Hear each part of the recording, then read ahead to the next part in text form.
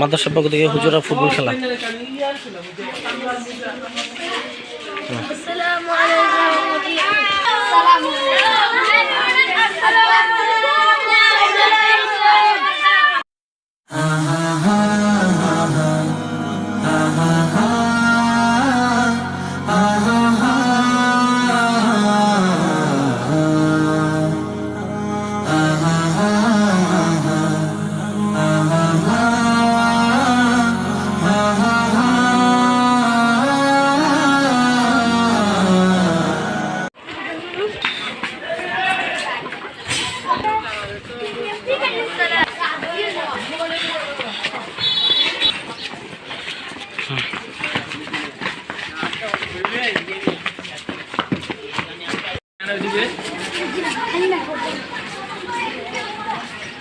চলে গেছে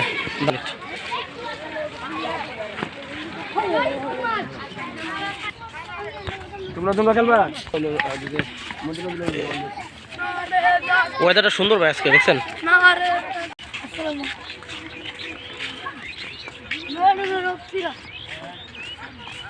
আজকে আমাদের ছাত্রদের নিয়ে আমরা মাঠগুলো করতেছি, মানে দখল করার চেষ্টা করছি।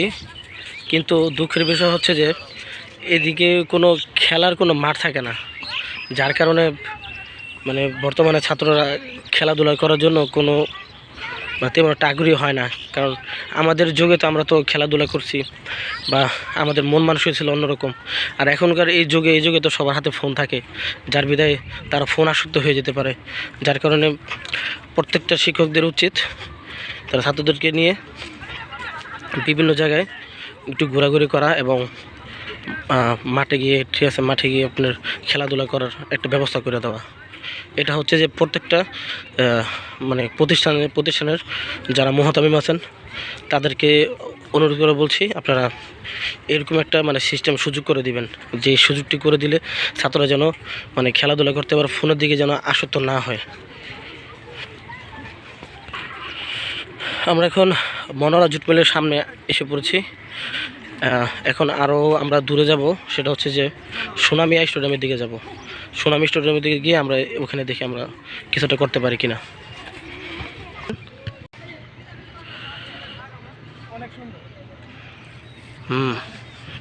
এরকম জায়গায় আসলে পোশাকের যারা করছে জি, তাদের মধ্যে রুচিবোধ আছে, বুঝা যায়।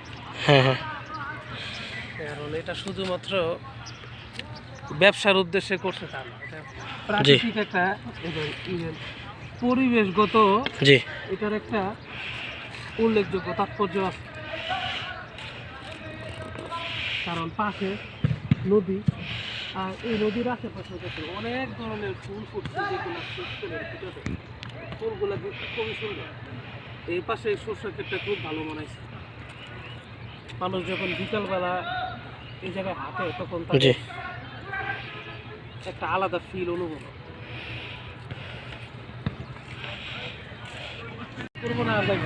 অবশেষে আমরা খেললে যাবো, তাও ওরা খেলতেই।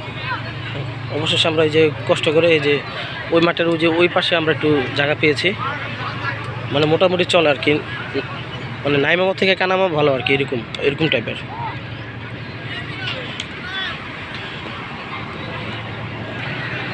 এই জায়গাটা এর আগে অনেকবার আমরা সোনামিয়া মাঠে আসছি, এখানে আর কি খেলা হবে, আজকে খেলা হবে।